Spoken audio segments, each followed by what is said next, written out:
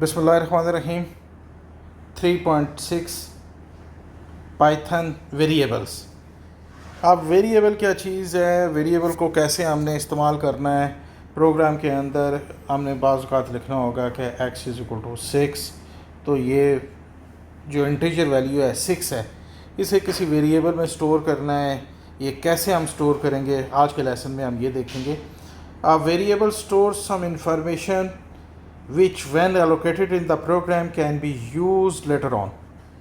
For example, rather than solving the same equation which is used multiple items in a program, we just store the result in a variable and use it without recalculating the formula.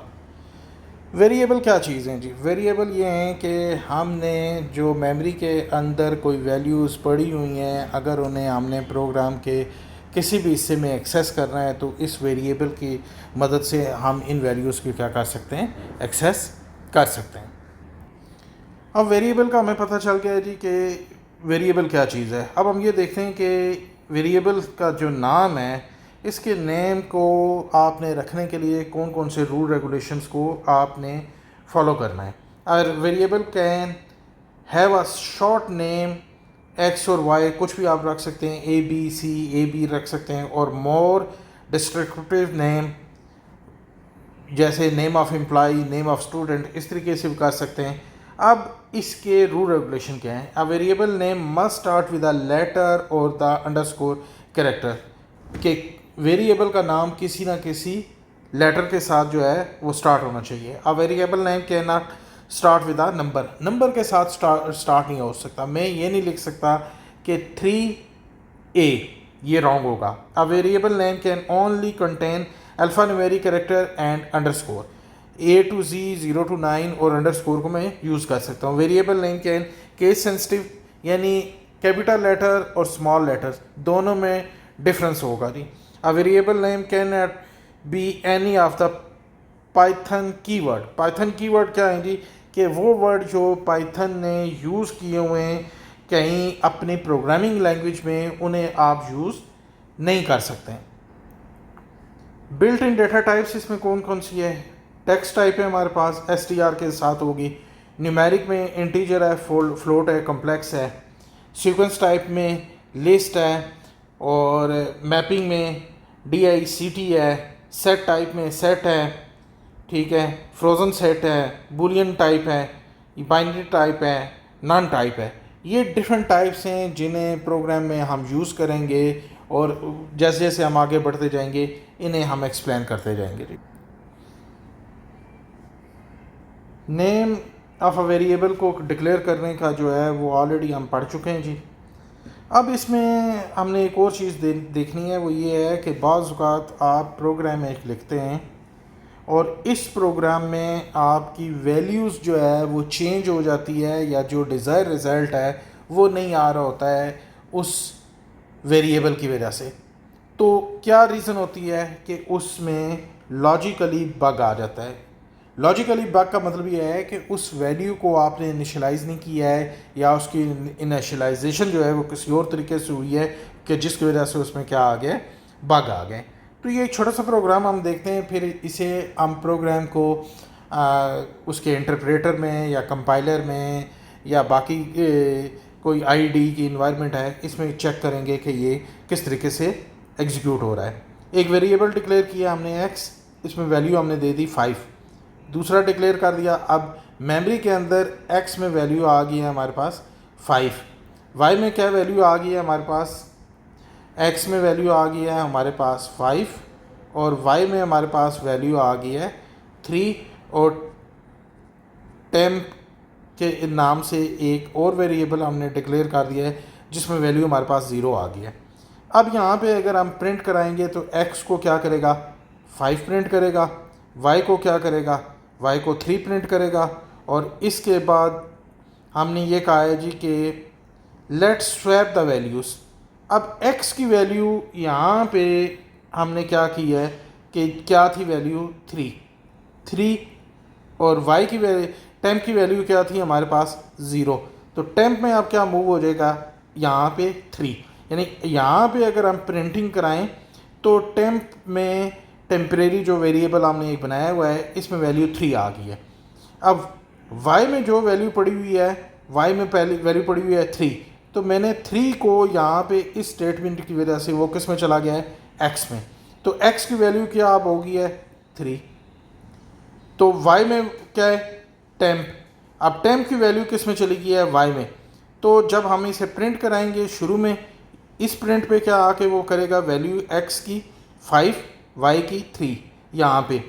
अब लिखा आ जाएगा let swap the value.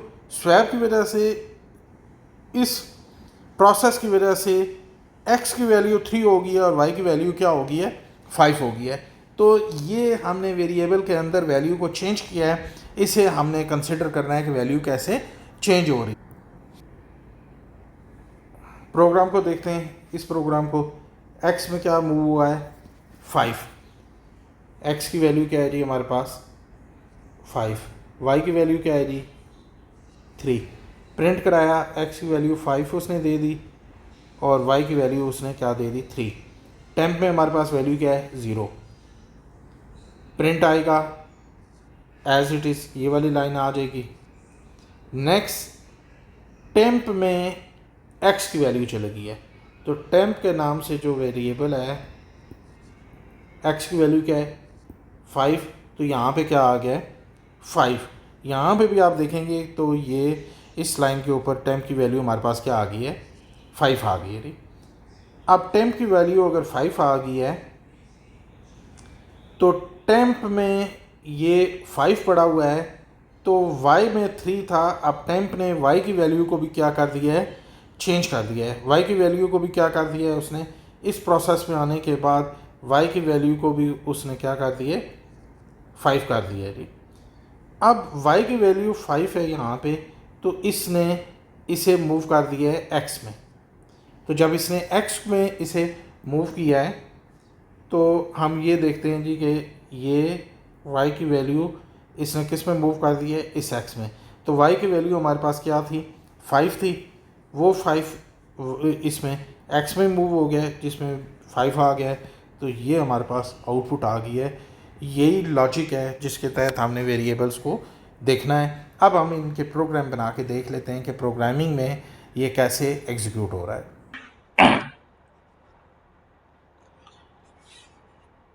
Python का एक छोटा सा programme लिखते हैं जी कि जिसमें मुख्तलिफ वैल्यूज़ जो हैं वेरिएबल्स की, उनकी देखेंगे और फिर फ्लो के साथ देखेंगे कि वो वैल्यूज़ हमें क्या आउटपुट दे रही हैं। तो सबसे पहले हमने डिक्लेयर कर दिया है x इज़ इक्वल टू 5, वही प्रोग्राम एज इट इज़ जो हमने पहले डिस्कस कर चुके हैं। तो y इज़ इक्वल टू हमने कह दिया कि हमारे पास वैल्यू है 3। फिर इसके बाद हमने एक temp वेरिएबल लिया था जिसमें हमने वैल्यू डिक्लेयर कर दी थी 0। अब हमने इन वैल्यूज़ को क्या करना है, स्वैप करना है। तो मैं लिखता हूँ प्रिंट, और प्रिंट करने के बाद मैं यहाँ पे लिखता हूँ जी कि प्रिंट करे किसकी वैल्यू, वैल्यू ऑफ x। ये डबल कोटेशन के अंदर जो चीज़ मैं लिख रहा हूँ, मैंने पहले भी आपको बताया है कि ये क्या होगा जी, ये एज इट इज x क्या होगा, प्रिंट होगा। ठीक है, फिर मैंने डबल कोटेशन लिख दिया और मैंने यहाँ पे लिख दिया एंड y, और साथ ही मैंने वैल्यू क्या कर दी है y की प्रिंट करा दी है। अब इस स्टेटमेंट में क्या होगा, प्रिंट करेगा value of x, double quotation के अंदर जो चीज लिखी हुई है वो लिखी आएगी। x की वैल्यू क्या है जी हमारे पास 5 प्रिंट करेगा, एंड डबल कोटेशन के अंदर जो चीज है y को लिखेगा और y की वैल्यू प्रिंट करेगा। प्रोग्राम को हम रन करते हैं, देखें उसने क्या किया है, value of x 5 and y उसने क्या कर दिया 5। तो डबल कोलन अगर हम यहाँ पे डालते हैं तो फिर देखते हैं जी कि अब क्या है। अब अगर हम इसे रन करते हैं तो ये देखें कि यहाँ पे कोलन एज इट इज लिखे गए। एंड के बाद अगर मैं स्पेस यहाँ पे दे देता हूँ तो ये देखें जी कि अब मैं रन करता हूँ प्रोग्राम को, तो ये आउटपुट में भी वो स्पेसिस आ जाती हैं जी। इसके बाद नेक्स्ट लाइन पे हम ये लिखते हैं जी कि स्वैप वैल्यू आप क्या होंगी, कि value print let's swap the value of X and Y, लेट्स swap the value of x and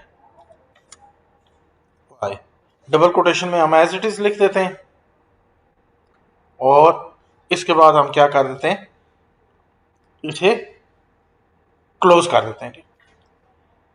अब यहां पे हमने ये किया जी कि रन किया प्रोग्राम को, एक लाइन और उसने शो कर दिया है हमें, ये है कि यहाँ पे एरर भी उसने हमें बताया जी। ये क्लिक किया तो उसने प्रोसेस जो है ना let's swap the value of X and Y, ये एज इट इज उसने क्या कर दिया है, प्रिंट कर दिया है। बाकी प्रोग्राम जो पहले हमने लिखा हुआ था वो आप प्रिंट कर दिया। अब स्वैपिंग के लिए हमने क्या यूज किया था, हम क्या करेंगे, हमने एक TEMP एक वेरिएबल लिया, इसमें हमने वैल्यू क्या कर दी है, एक्स की वैल्यू हमने स्टोर कर दी है और फिर हमने क्या किया है, X is equal to next value में हमने कहा है कि एक्स हमारे पास क्या है जी, X is equal to Y. अब नेक्स्ट हमने क्या कर दिया जी, हमने ये किया है कि y is equal to TEMP temporary value जो है वो है। इसके बाद अब हमने प्रिंट कराना है कौन सी वैल्यूज, दोनों वैल्यूज को x और y की वैल्यू को हमने क्या करना है, प्रिंट कराना है। अब देखते हैं जी कि हम कि वो क्या हमें आउटपुट देता है ये, और हमने लिखा है जी कि वैल्यू ऑफ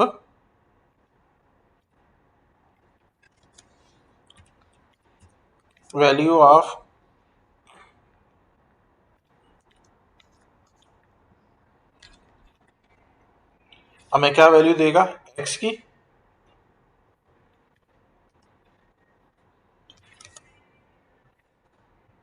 फिर डबल कोटेशन हमने स्टार्ट कर दिया।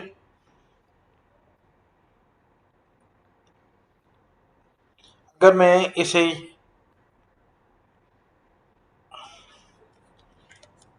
Value of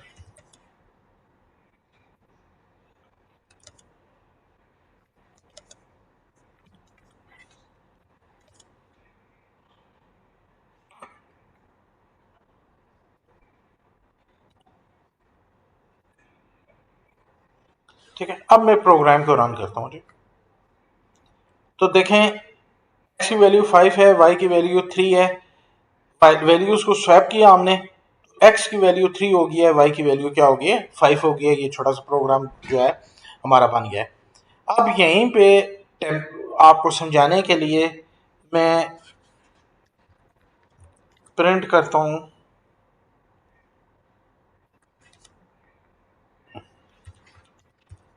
value of TEMP।